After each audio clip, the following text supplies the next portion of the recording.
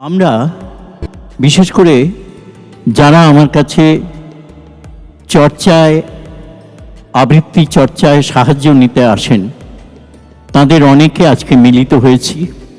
আমরা সকলে আজ শিখা রায়ের লেখা কবিতা আবৃত্তি করে শোনাবো আপনাদের, পাঠ করে শোনাবো আপনাদের। নামিল শ্রাবণ সন্ধ্যা, কালো ছায়া ঘনায় বনে বনে এসো গো।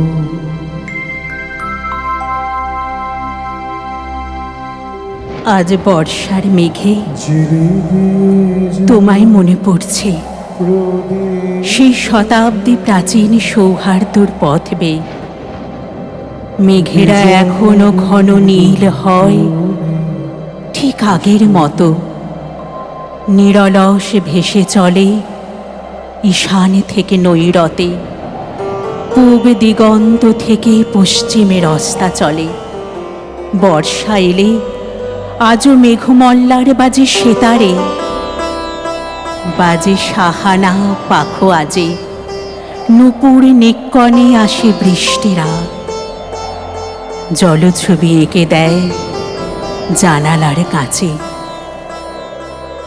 তোমার মনে আছে সেদিন ঝমঝম বৃষ্টির পায়েল যখন বেজে উঠল, মৃদঙ্গ বাজল মেঘের মন্দ্র, দক্ষিণা বাতাস শন শন শব্দে করাঘাত করল দুয়ারে, তুমি গানের তালে ভাসিয়ে দিলে সুরসপ্তক, পাঠালে ঈপ্সিত কণ্ঠের কারুকাজ। বাতাসের শরীরে ঋণে ঋণিয়ে ভাসল সেই সুর।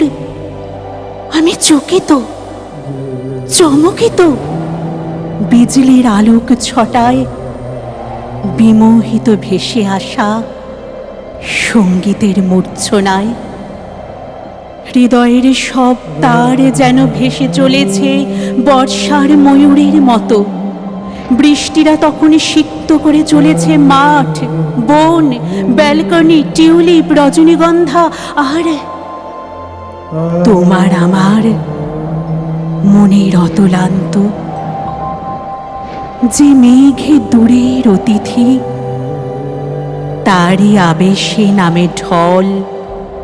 পাহাড়ে, পর্বতে, উপল গিরিখাতে, নদীটির গহীনে বাঁকে চির চেনা সে এক পথিক, মন্দ্রে মন্দ্রে দোতনা করে নিত্য নব প্রেমাভিষেক।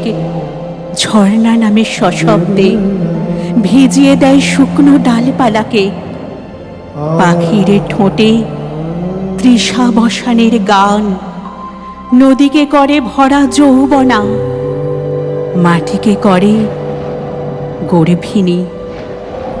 আর কুটির থেকে অট্টালিকা বৃষ্টির রূপ দেখে হয় উন্মনা।